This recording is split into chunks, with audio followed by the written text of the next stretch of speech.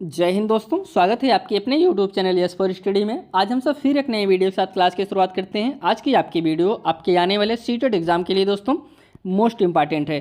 CTET exam में सबसे important कोई स्टडी मटेरियल होता है तो होता है आपका प्रीवियस ईयर क्वेश्चन पेपर। अगर हम सब सीटेट में सब्जेक्ट की बात करें तो कौन सा सब्जेक्ट सबसे ज़्यादा इंपॉर्टेंट है, उसको दोस्तों एक प्रकार से देखा जाए तो हिंदी सबसे ज़्यादा महत्वपूर्ण होता है। अब कुछ बच्चे कन्फ्यूज हो गए, हिंदी कैसे हो जाता है सबसे महत्वपूर्ण, क्योंकि हिंदी एक ऐसा सब्जेक्ट है, अगर आप थोड़ा सा फोकस कर देंगे इस पे दोस्तों, आपका यहाँ पे 60 नंबर मिल जाता है। अब आपको हम बताते हैं दोस्तों 60 नंबर कैसे बनता है। हिंदी और दोस्तों संस्कृत, जो बच्चे संस्कृत लिए रहते हैं उनको हम बताते हैं। हिंदी और संस्कृत का आप सिलेबस देख लीजिए, दोनों दोस्तों सिलेबस सेम होता है। इसमें गद्यांश पद्यांश पूछे जाते हैं, संस्कृत में भी गद्यांश पद्यांश पूछे जाते हैं। हिंदी में भी पेडागोजी है, संस्कृत की भी पेडागोजी है, दोनों की पेडागोजी सेम होती है दोस्तों। और यहाँ तक दोस्तों जो क्वेश्चन होते हैं, क्वेश्चन कभी कभी संस्कृत का क्वेश्चन जो हिंदी का क्वेश्चन हो तो होता है सेम टू सेम, संस्कृत में वही क्वेश्चन ट्रांसफ़र हो जाता है। इसलिए दोस्तों अगर आप हिंदी पे अच्छे से फोकस कर देंगे, आप सिर्फ संस्कृत को पढ़ना सीख लीजिए और हिंदी पे अच्छे से फोकस कर लीजिए, इससे आपका 30 क्वेश्चन हिंदी का और 30 क्वेश्चन संस्कृत का तैयार हो जाएगा। इसलिए दोस्तों हिंदी को आप हल्के में ना लीजिए, चलिए हम लास्ट में पढ़ लेंगे हिंदी तो ना, लेकिन दोस्तों ऐसा ना करिए। आप हिंदी को भी एक साथ पढ़ते रहिए, हिंदी और संस्कृत को भी। संस्कृत से 30 क्वेश्चन प्लस हो जाएंगे और हिंदी से आपके 30 क्वेश्चन प्लस हो जाएंगे। तो यहाँ पे आपके 60 क्वेश्चन तैयार हो जाएंगे संस्कृत और हिंदी से। तो आज जो पेपर हम सब सॉल्व करेंगे वह पेपर आपका है 24 जनवरी का जो आपका एग्ज़ाम हुआ था, 24 जनवरी 2023 को जो आपका सीटेट एग्ज़ाम हुआ था, इसी दिन यह क्वेश्चन पूछा गया था, पेपर आया था। इसमें हम सब सीडीपी का जो क्वेश्चन 30 क्वेश्चन होते हैं उसको हम सब सॉल्व कर चुके हैं। एसएसटी का जो 60 क्वेश्चन था दोस्तों उसको भी हम सब कवर कर चुके हैं। आज जो हम सब पेपर को कवर करेंगे वो आपका हिंदी है दोस्तों। हिंदी को हम सब बहुत विस्तार पूर्वक से समझने का प्रयास करेंगे। तो अगर इस पर आज इस चैनल पर आप नए हैं दोस्तों तो चैनल को सब्सक्राइब जरूर करिए। यहाँ पे आपको 2011 से लेकर 2023 तक जितने भी सीटेट पेपर हुए हैं दोस्तों, सभी पेपर यहाँ पे आपको सॉल्व कराए जाएंगे। साथ में साथ उसकी पीडीएफ भी आपको टेलीग्राम चैनल पर उपलब्ध कराया जाएगा। टेलीग्राम का चैनल का लिंक आपको डिस्क्रिप्शन बॉक्स में या फिर कमेंट बॉक्स में मिल जाएगा। तो आइए चलिए हम सब आगे बढ़ते हैं दोस्तों और क्लास की शुरुआत करते हैं। यहाँ से दोस्तों हिंदी के क्वेश्चन शुरू होते हैं। हिंदी में टोटल 30 क्वेश्चन पूछे जाते हैं। 15 क्वेश्चन पूछे जाते हैं गद्यांश पद्यांश से, 15 क्वेश्चन पूछे जाते हैं पेडागोजी शिक्षण शास्त्र से। अगर हम सब गद्यांश पद्यांश की बात करें तो जो 15 क्वेश्चन आपके आते हैं गद्यांश पद्यांश से, सबसे पहले आपको गद्यांश दिया रहेगा, गद्यांश को पढ़ना होगा और उसी से क्वेश्चन बने होते हैं उसको आपको सॉल्व करना होता है। और सीटेट में दोस्तों ग्रामर की अगर हम सब बात करें तो ग्रामर जो आता है वो गद्यांश पद्यांश जो क्वेश्चन रहते हैं उसी में आपको ग्रामर के क्वेश्चन मिल जाते हैं। अभी तक सीटेट में दोस्तों 5 क्वेश्चन से ज़्यादा ग्रामर के क्वेश्चन नहीं पूछे गए हैं। किसी में 2 पूछा गया, किसी में 3 पूछा गया, किसी में 60। रेयर आपको मिलेगा कि किसी सेट में 5 मिलेगा, नहीं 3 ही दोस्तों देखने को मिलता है। तो ग्रामर भी आपको इसी में इंक्लूड हो जाता है गद्यांश पद्यांश में। सबसे पहले हम सब गद्यांश को पढ़ते हैं। करें नदी में घुले रसायन कालरा, टाइफाइड और दस्त जैसी बीमारियां फैलाते हैं। दूषित पेयजल देश में विशेष रूप से गाँव में फैलने वाले रोगों का सबसे बड़ा कारण है। जहरीले रसायनों के कारण पानी का बहुत बड़ा भाग ऑक्सीजन रहित होता जाता है। ऐसी स्थिति में लाखों मछलियां ऑक्सीजन न मिलने के कारण दम घुटने से मर जाती हैं। रसायनों, उर्वरकों, कीटनाशकों, कारखानों के अशोधित अवशिष्ट और शहरों के आगे बढ़ते हैं।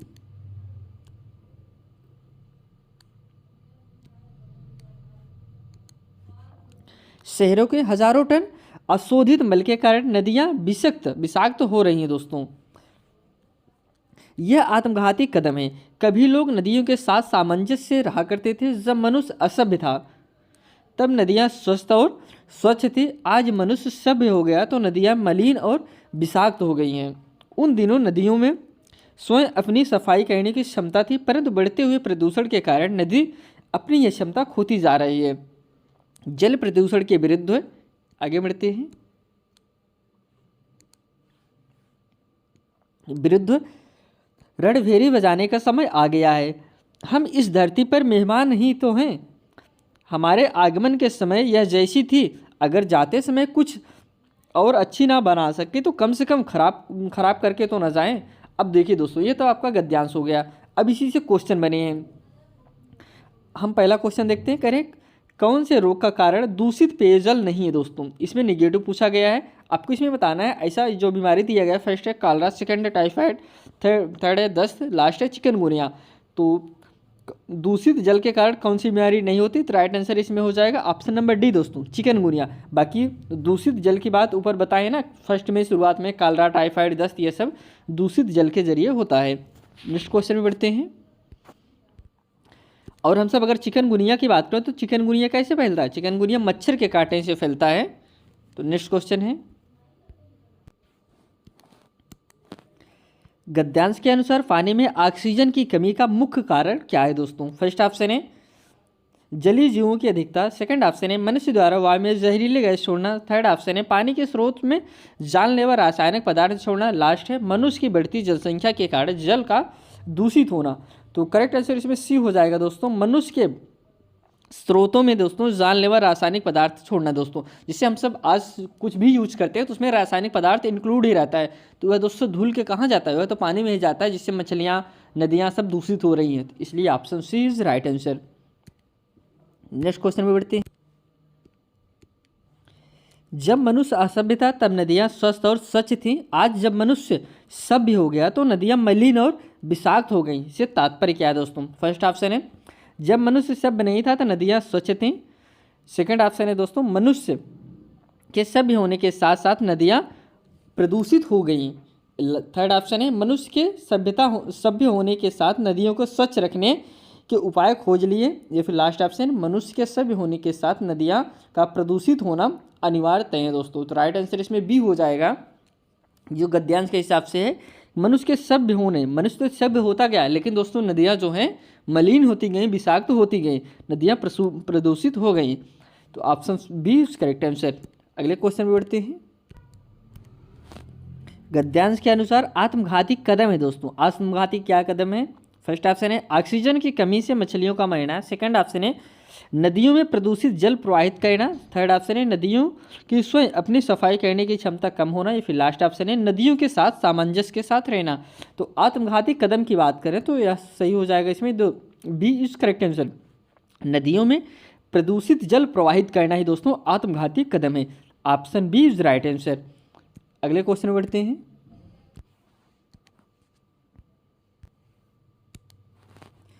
हम इस धरती पर मेहमान ही तो हैं, वाक्य मनुष्य के संबंध में किस सत्यता की ओर संकेत करता है दोस्तों। फर्स्ट ऑप्शन है आतिथ्य भाव, या फिर सेकंड ऑप्शन है दोस्तों जन्म मृत्यु, या फिर थर्ड ऑप्शन है अतिथि भाव, या फिर लास्ट ऑप्शन है दोस्तों अमरता। तो दोस्तों इसमें जो कहना है कि हम इस धरती पर मेहमान ही तो हैं, कहने का तात्पर्य यही तो है ना कि दोस्तों हम इस धरती पर मेहमान हैं। अगर हम जल को स्वच्छ ना बना पाएँ तो कम से कम जैसा था वैसा तो रहने दे, उसे हम नुकसान न पहुँचाए। या दोस्तों जन्म और मृत्यु की बात करें हम, मृत्यु की ओर संकेत करता है। तो option B is correct answer. Next question पे बढ़ते हैं। गद्यांश के अनुसार हमें फर्स्ट ऑप्शन है मछलियाँ और समुद्र जीव नहीं खाने चाहिए, सेकंड ऑप्शन है दोस्तों सभ्य और सुसंस्कृत बनना चाहिए, थर्ड ऑप्शन है अपनी नदियों को स्वच्छ रखने की ज़रूरत है, या फिर लास्ट ऑप्शन है कारखानों को तुरंत बंद कर देना चाहिए। तो गद्यांश के अनुसार दोस्तों ऑप्शन सी सही होगा, अपनी नदियों को स्वच्छ रखने की ज़रूरत है दोस्तों, जिससे और जो मछलियाँ हैं, जो पेड़ पौधे हैं, वह सब जिंदा रह सके। तो option C is correct answer. अगले क्वेश्चन में बढ़ते हैं। यहाँ पे कह रहे हैं लाखों मछलियाँ में रेखांकित शब्द है दोस्तों। ये जो लाखों है दोस्तों, लाखों मछलियाँ, यहाँ लिखा गया था ना ऊपर गद्यांश में लाखों मछलियाँ, तो लाखों का जो रेखांकित शब्द है, ये शब्द कैसा है दोस्तों। क्या यह संज्ञा है, क्या विशेषण है, या फिर प्रविशेषण है, या फिर अव्यय है। तो ये दोस्तों लाखों क्या है, यह विशेषता है दोस्तों, यह विशेषण है। यह क्या है, विशेषण है। Option B is correct answer. Next question में बढ़ते हैं। कह रहे कारखानों से निकलने वाले टनों मलबा भी नदियों में झोंका जाता है। वाक्य में निपात है दोस्तों। निपात क्या है। फर्स्ट ऑप्शन है से, सेकंड ऑप्शन है बी, थर्ड ऑप्शन है सेकंड ऑप्शन है दोस्तों में, थर्ड ऑप्शन है भी, लास्ट ऑप्शन है। तो निपात की बात करें तो निपात इसमें दोस्तों भी है। भी जो है वह निपात है। निपात दोस्तों 9 प्रकार के होते हैं। हम आपको 9 प्रकार के निपात बता देते हैं। पहला है जिसे स्वीकार्य निपात दोस्तों, जिसमें हाँ, जी, ही, जी या फिर जी हाँ, यह सब दोस्तों क्या होता है, यह स्वीकार, जिसे हामी भरा जाए, स्वीकार किया जाए, जैसे हाँ, जी हाँ, यह सब दोस्तों एक स्वीकार कर रहे हैं ना, तो यह निपात होता है जो स्वीकार निपात के अंतर्गत आता है। सेकंड है दोस्तों निराकर्थक निपात, जैसे नहीं, जी नहीं। निषेधात्मक निपात, जैसे मत। प्रश्न बोधक निपात, क्या। पांचवा है विस्मयाद बोधक निपात, क्या, काश। छठा है बलदायक निपात, यह दोस्तों जैसे तो, हे, तक, पर, सिर्फ, केवल, यह दोस्तों बलदायक निपात के अंतर्गत आता है। आगे बढ़ते हैं। तुलना बोधक निपात दोस्तों, यह सा हो गया। अवधारण बोधक निपात, ठीक, लगभग, करीब, तकरीबन। आदर बोधक निपात है दोस्तों, जैसे जी। जी क्या है, एक आदर सूचक शब्द है ना, जी। यह दोस्तों आदर बोधक निपात के अंतर्गत आता है। अगले क्वेश्चन में बढ़ते हैं। करें अशोधित का विलोम शब्द क्या है दोस्तों। ग्रामर की बात करें तो एक ग्रामर जो निपात पूछा है वह हो गया दोस्तों, दूसरा ग्रामर यह हो गया। हम आपको इसमें टोटल ग्रामर बता देंगे कितने ग्रामर के क्वेश्चन पूछे जा रहे हैं। आपको ऑलमोस्ट 3 से ज़्यादा नहीं मिलेंगे, 3 या 4 बस यही ग्रामर क्वेश्चन आपको मिलेंगे। अशोधित का विलोम शब्द क्या है दोस्तों। फर्स्ट ऑप्शन है अनशोधित, सेकंड ऑप्शन है दोस्तों शुद्ध, या फिर थर्ड ऑप्शन है सेदन, या फिर लास्ट ऑप्शन है शोधित दोस्तों। अशोधित की बात करें, अशोधित का विलोम क्या हो जाएगा, शोधित हो जाएगा। Option D is correct answer. Next question में बढ़ते हैं। अब यहाँ से दोस्तों कव्यांश को पढ़ना होगा, कव्यांश को पढ़ के इसी से क्वेश्चन बने होंगे, उसको हमको सॉल्व करना होता है। करिए निर्वेश क्षण भर मैं उनको रहा देखता, सहसा मुझे स्मरण हो आया, कुछ दिन पहले बीज सेम के मैंने रोपे थे आंगन में, और उन्हीं से बौने पौधों की यह पलटन मेरी आंखों के सम्मुख अब खड़ी गर्व से है। इसमें किसकी बात करें दोस्तों, इसमें बात हो रही सेम की, सेम के पौधे की बात हो रही है कि हमने कुछ दिन पहले इसे रोपा था, आज ये बड़े बड़े हो गए हैं। आगे है आज मेरी आंखें सम्मुख अब खड़ी गर्व से, नन्हे नाटे पैर पटक बढ़ती जाती है। आगे है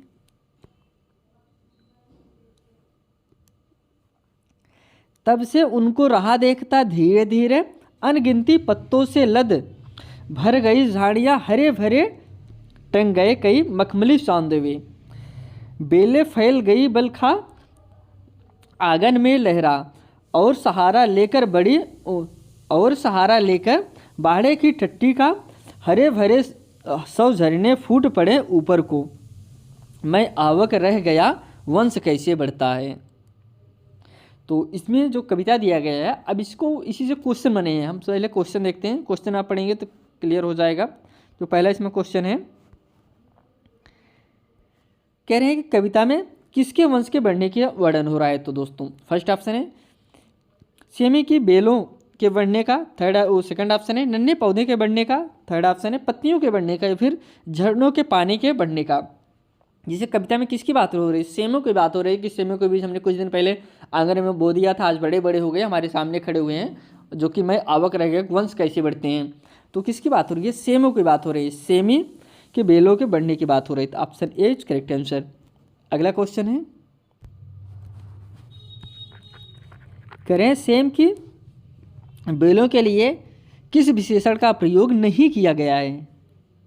कौन सा शब्द का विशेषण का प्रयोग नहीं किया गया। फर्स्ट है मखमली दोस्तों, जैसे मखमली विशेषण की बात हो रही है ना, जो सेम के पौधे होते हैं उसके जो फल लगते हैं ऊपर से टच करने के बाद ऐसा लगता है बहुत मखमली है, तो मखमली सही है। हरे भरी है दोस्तों विशेषण है उसका। बौने दोस्तों, बौने भी हैं, छोटे होते हैं। और चांदोवे हैं दोस्तों, ये नहीं है। तो option D is correct answer. अगला क्वेश्चन है, कह रहे हैं सेम के बीजों से निकले अंकुरों के लिए किस पद का प्रयोग किया गया दोस्तों। जो सेम से बीज निकले हैं, जो अंकुर निकले हैं, उनको किस पद से प्रयोग किया गया, उसको आपको बताना है। बीज से किया गया है, पलटन से किया गया है, झरने से किया गया, या फिर चांदोवे से किया गया। तो करेक्ट आंसर इसमें बी हो जाएगा, पलटन से प्रयोग किया गया। कह रहे हैं कि हमारे सामने पलटन खड़ी है, हम तो एक बोए थे, आज हम हमारे सामने पलटन ही खड़ी है। तो option B is correct answer. Next question में बढ़ते हैं, कह रहे सेम की बेलें बहुतायत में चारों तरफ फैल गई हैं। यह भाव कविता में किन शब्दों में व्यक्त नहीं किया गया दोस्तों। यहाँ पे निगेटिव पूछा गया। फर्स्ट ऑप्शन है लद भर गई झाड़ियाँ, सेकंड है उनको रहा देखता धीरे धीरे, या फिर हरे भरे सब झरने फूट पड़े, या फिर लास्ट है वंश कैसे बढ़ता है। आप जैसे इन तीनों में अगर देखेंगे, इसमें जो है जो बेल बढ़े हैं उनकी बात कर रहे हैं, चारों तरफ फैल गए, उनकी कहीं न कहीं उनकी तरफ इंडिकेट कर रहे हैं। लेकिन क्या जो बी ऑप्शन है उनको रहा देखते धीरे धीरे, इससे ये चीज़ इंडिकेट नहीं हो रहा है कि उनका बहुत ज़्यादा विकास हो गया है। लद गई दोस्तों, इसी जाहिर सी बात है, खोर हाँ चारों तरफ फैल गई हैं, इस इंडिकेट हो रहा है। हरे भरे सब झरने फूट पड़े, यश भी दोस्तों बहुत ज़्यादा हो गया है, सब हरे भरे हुए हैं। वंश कैसे बढ़ता है, तो वंश से बात ही हो रही है जो, तो उसका विकास बहुत ज़्यादा हो गया है। इसमें बी होगा सही आंसर इसमें, क्योंकि नेगेटिव पूछा है। अगला क्वेश्चन है, करें बेल का पर्यायवाची शब्द है दोस्तों, बेल का पर्यायवाची क्या कौन सा शब्द है? फर्स्ट ऑप्शन है बल्लारी है या फिर सेकंड ऑप्शन है पादप है, थर्ड ऑप्शन है द्रुम है, या फिर लास्ट ऑप्शन है स्कंद है। बेल का पर्यायवाची दोस्तों बल्लरी है, option A is correct answer. अगर इसकी बेल की पर्यायवाची का और हम सब बात करें तो बल्ली हो गया, लातिमा हो गया, यह सब दोस्तों बेल का पर्यायवाची शब्द होता है। अगले क्वेश्चन बढ़ते हैं,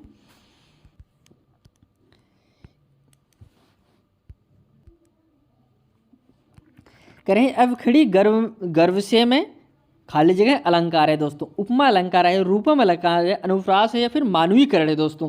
अब खड़ी गर्व से में, तो करेक्ट आंसर डी हो जाएगा, इसमें मानवीकरण अलंकार है, option D is right answer.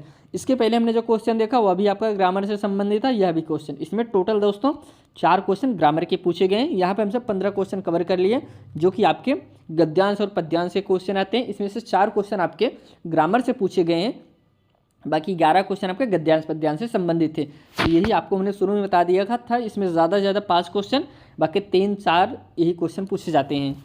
आइए हम सब अगले क्वेश्चन बढ़ते हैं, करें बहुभाषावाद मस्तिष्क की क्षमता खाली जगह है दोस्तों।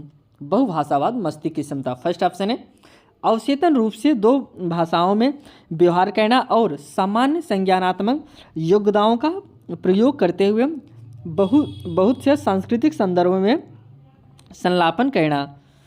सेकंड है इच्छानुसार 2 भाषाओं में व्यवहार करना और उनके सामाजिक व सांस्कृतिक संदर्भों में आधिकारिक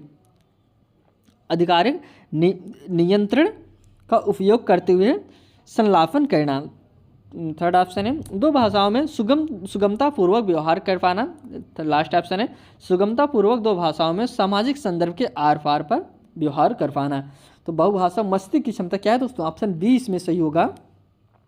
इच्छानुसार 2 भाषाओं में व्यवहार करना और उनके सामाजिक व सांस्कृतिक संदर्भों में आधिकारिक नियंत्रण का उपयोग करते हुए संलापन करना। तो option B is right answer. अगले क्वेश्चन बढ़ते हैं। भाषा शिक्षा शास्त्री सुझाव देते हैं कि शिक्षार्थी तब अच्छी तरह से सीखते हैं जब तक वे स्वयं ना करने लग जाएं, तब तक अध्यापक उन्हें सहारा देते रहें। शब्द भंडारण सिखाने के लिए कौन सी युक्ति सही नहीं है दोस्तों? इसमें नहीं पूछा गया है। अब जब किसी ऑप्शन में नहीं पूछा जाए, जो ऑप्शन आपका गलत होगा वही आपका राइट आंसर हो जाएगा। फर्स्ट ऑप्शन है जल्दी जल्दी गतिविधि को बदलना। सेकंड ऑप्शन है दोस्तों कक्षा में अधिगम और खेल को अलग अलग स्थान देना दोस्तों। तो क्या ऐसा होता है दोस्तों? अधिगम जो है खेल का हिस्सा होता है दोस्तों।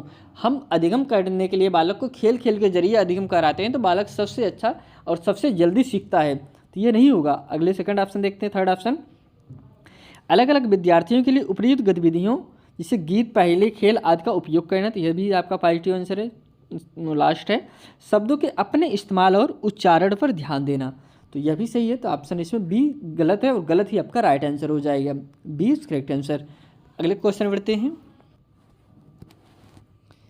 कह रहे हैं निम्नलिखित में से कौन सा कथन श्रवण अभ्यास के संदर्भ में शिक्षार्थियों के सामने आने वाली चुनौतियों के बारे में नहीं है दोस्तों? इसमें नहीं पूछा गया है। फर्स्ट ऑप्शन है जब मैं अंग्रेजी में समाचार सुनता हूं तो वास्तविक ध्वनि पकड़ पाने में मुझे कठिनाई होती है। सेकंड ऑप्शन है मैं प्रश्नों को शीघ्रता से उत्तर देने में कठिनाई महसूस करता हूं। अगला ऑप्शन है जितनी भी सूचना मुझे मिल पा रही है मैं सभी को याद समझने में कठिनाई का अनुभव कर रहा हूं। लास्ट ऑप्शन है मैं प्राकृतिक देशज ध्वनियों को शीघ्रता से समझने में कठिनाई का अनुभव करता हूं। तो करेक्ट आंसर इसमें बी हो जाएगा। B is right answer. अगले क्वेश्चन बढ़ते हैं। भाषा अंतरण ट्रांसलैंग्वेजिंग। फर्स्ट ऑप्शन है कक्षा में भाषाओं को पृथक रखने की धारणा को चुनौती देती है। सेकंड ऑप्शन है दोस्तों भाषा की क्रिया विशेषण के स्थान पर क्रिया के रूप में देखती है। थर्ड ऑप्शन है भाषा शिक्षण के केंद्र में अनुवाद के मुद्दों को रखती है।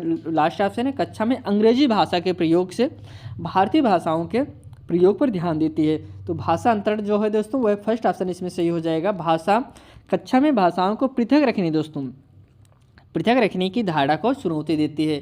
तो option A is correct answer. अगला क्वेश्चन है, रचनात्मकता के बारे में कौन सा कथन सही नहीं है दोस्तों? फर्स्ट ऑप्शन है आनंद मिलता है, सेकंड ऑप्शन है दोस्तों कथात्मक कल्पनात्मकता को जागृत करती है, थर्ड ऑप्शन है दोस्तों रटने की प्रवृत्ति पर बल देती है, फिर लास्ट ऑप्शन है परिचित तथ्यों को नए रूप में समझने का मौका देती है। इसमें रचनात्मकता की बात करें दोस्तों तो ऑप्शन इसमें सी सही हो जाएगा, रटने की प्रवृत्ति पर बल देती है। कौन कथन सा सही नहीं है दोस्तों? यह कथन सही नहीं है दोस्तों, रचने की प्रवृत्तियों पर बल देती है, यह सही है, बाकी सभी सही हैं। अगले क्वेश्चन बढ़ते हैं, निम्नलिखित में से कौन सा श्रवण के बारे में सही नहीं है दोस्तों? निम्नलिखित में से कौन सा श्रवण के बारे में सही नहीं है? फर्स्ट ऑप्शन है श्रवण वास्तविक स्थितियों में होता है, सेकंड ऑप्शन है इसमें नहीं पूछा गया, गलत ऑप्शन आपका सही आंसर होगा। सेकंड ऑप्शन है रिकॉर्डिंग के समय पृष्ठभूमि से आ रहे शोर व्यवधान पैदा करता है, थर्ड ऑप्शन है कई बार वक्ता बहुत तेज गति से बोलते हैं, फिर लास्ट ऑप्शन है यह निर्भर करता है कि आप कितनी तेज गति से पढ़ सकते हैं। श्रवण के बारे में सही नहीं है तो option D is correct answer. यह गलत है और गलत ही आपका सही आंसर हो जाएगा। अगला जो क्वेश्चन है, कौन सा वाक्यांश भाषा के संदर्भ में नहीं है दोस्तों? किसके संदर्भ में? वाक्यांश भाषा के संदर्भ में जो वाक्यांश सही नहीं है उसको आपको बताना है। योजक दोस्तों, सेकंड है खोजबीन पद्धति, थर्ड ऑप्शन सर्वनाम, या फिर लास्ट ऑप्शन है व्याकरण अनुवाद विधि। तो इसमें भाषा के संदर्भ में नहीं है, भाषा के संदर्भ खोजबीन पद्धति दोस्तों, यह खोजबीन अलग पद्धति है, यह भाषा के संदर्भ में नहीं आता। योजक आता है दोस्तों, योजक कहते हैं ना, एक सर्वनाम भी आता है, व्याकरण अनुवाद भी आता है, यह सब भाषा के संदर्भ में आते हैं, लेकिन खोजबीन पद्धति यह अलग पद्धति है, अन्वेषण विधि। तो आइए हम सब अगले क्वेश्चन बढ़ते हैं। यहाँ पे करें दोस्तों पठन क्या है दोस्तों? पठन क्या है? फर्स्ट ऑप्शन है जो हम नहीं जानते हैं उसे समझने के लिए जो जानते हैं उसका प्रयोग करना, क्या पठन यह है? सेकंड ऑप्शन है पाठ्य सामग्री की विषय वस्तु और प्रकारों के बारे में परिकल्पना बनाना और अपने विचारों सुझावों का अनुसरण करना, क्या यह पठन है? अगला ऑप्शन है अनुमान लगाने की सतत प्रक्रिया और पाठ्य सामग्री का क्या जोड़ता है, यह इतना महत्वपूर्ण नहीं है जितना कि यह कि उसे पाठ्य सामग्री में क्या मिलता है। या फिर लास्ट ऑप्शन है अनुमान लगाने की सतत प्रक्रिया पाठक पाठ्य सामग्री में क्या जोड़ता है, यह अधिक महत्वपूर्ण है बजाय इसके कि उसे पाठ्य सामग्री में क्या मिलता है। ऑप्शन डी आपका positive, option D is correct answer. अगला जो क्वेश्चन है, कह रहे कि मैं एक दिन वाच और काल पढ़ा रही थी, मुझे एक पाठ्य सामग्री मिली जिसमें बहुत से उदाहरण थे, मैंने उदाहरणों की ओर संकेत किया और कर में वाच्य समझाया, ऐसे प्रतीत हुआ कि विद्यार्थी ने समझ लिया। जब मैंने उन्हें अभ्यास के लिए काम दिया तो बहुत ही कम विद्यार्थी कर सके। नीचे इस अध्यापक के लिए कुछ सुझाव दिए गए हैं, तो जो सही नहीं है उसका चयन करें दोस्तों। देखिए दोस्तों इसमें बार बार निगेटिव पूछ रहा है, तो आप ध्यान दीजिएगा जब भी निगेटिव पूछे तो आप जो निगेटिव ऑप्शन है उसे थोड़ा सा मार्क कर दीजिए करिए, ताकि आपको याद रहे हम इसको नहीं बताना है। तो फर्स्ट ऑप्शन है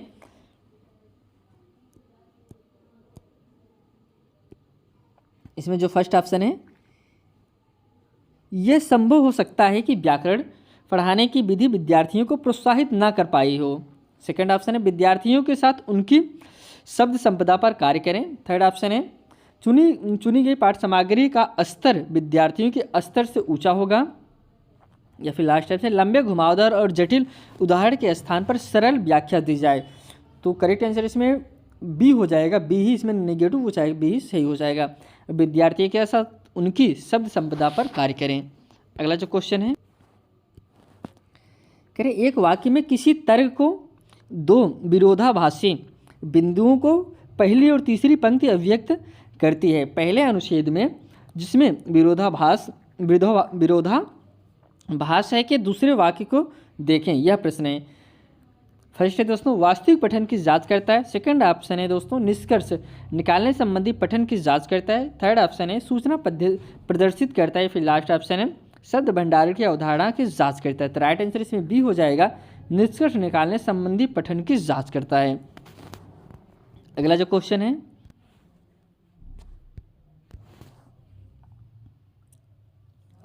अवधारणात्मक मानचित्रण खाली जगह है दोस्तों। फर्स्ट ऑप्शन है विद्यार्थियों की समझ को जानने का तरीका है। सेकंड ऑप्शन है किसी विशेष टॉपिक पर विद्यार्थियों से लिखवाने और निष्कर्ष निकालने का तरीका है। थर्ड ऑप्शन है किसी विषय विशेष पर पठन सामग्री की और इंटरनेट साइट की सूची बनवाना। या फिर लास्ट ऑप्शन है किसी व्यक्तिगत अध्ययन और विद्यार्थी की समझ को जानने का तरीका है। तो राइट आंसर इसमें फर्स्ट हो जाएगा, विद्यार्थियों को समझ को जानने का तरीका है। अगला जो क्वेश्चन है,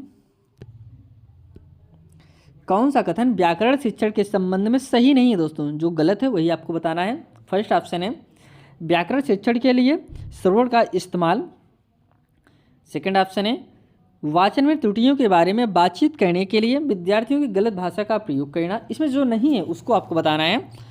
थर्ड ऑप्शन हम देखते हैं, शब्दों के बीच में जुड़ाव बनाने के लिए मानसिक छवियों का सृजन। या फिर लास्ट ऑप्शन है शिक्षण के लिए वाक्यों के स्थान पर अनुच्छेदों का प्रयोग करना। तो करेक्ट आंसर इसमें सी हो जाएगा, शब्दों के बीच जुड़ाव बनाने के लिए मानसिक छवियों का सृजन करना। नेक्स्ट क्वेश्चन है, क्या गलतियां मायने रखती हैं? बहुत से लोग त्रुटिपूर्ण भाषा का प्रयोग करते हैं तब भी वे समझ बना लेते हैं। गलतियां कहाँ सबसे अधिक मायने रखती हैं? विषम विमेल को चुने दोस्तों। गलतियां कहाँ सबसे अधिक मायने रखती हैं? जो विषम विमेल है उसको आपको बताना है।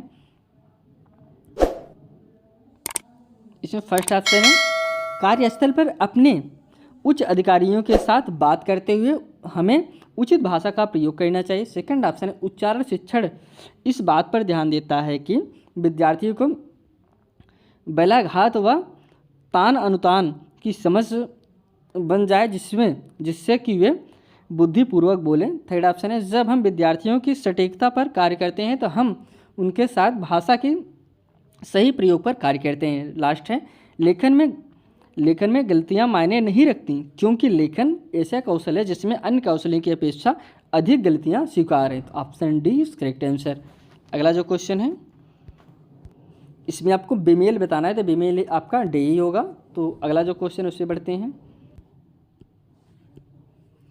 निम्नलिखित में से कौन सी भाषा शिक्षण की अवधारणा नहीं है दोस्तों? फर्स्ट ऑप्शन है व्याकरण अनुवाद विधि। सेकंड ऑप्शन तंत्रिका संबंधी चक्र। थर्ड ऑप्शन है वैषम्य अंतर विश्लेषण। लास्ट है नियम और प्रकार। तो करेक्ट आंसर इसमें तंत्रिका संबंधी चक्र दोस्तों, option B is right answer. Next question बढ़ते हैं, भारत की शिक्षा में भाषा नीति को किस रूप में जाना जाता है दोस्तों? फर्स्ट ऑप्शन है बहुभाषावाद आधारित मातृभाषा। सेकंड ऑप्शन है त्रिभाषा सूत्र। थर्ड ऑप्शन है राष्ट्रीय शिक्षा नीति 2020। या फिर लास्ट ऑप्शन है द्विभाषावाद। करेक्ट आंसर इसमें बी हो जाएगा, त्रिभाषा सूत्र। किस रूप में जाना जाता है? त्रिभाषा सूत्र के रूप में जाना जाता है। यहाँ पे आज हम सब 30 क्वेश्चन कवर किए जो आपके हिंदी के क्वेश्चन थे। इसमें हम सब गद्यांश पद्यांश और पेडागोजी शिक्षण शास्त्र के सभी क्वेश्चन के इंक्लूड किए थे। तो आज जो हम सब पेपर को सॉल्व किया, पेपर आपका जो 24 जनवरी का आपका सीटेट एग्जाम हुआ था, 24 जनवरी 2023 को 24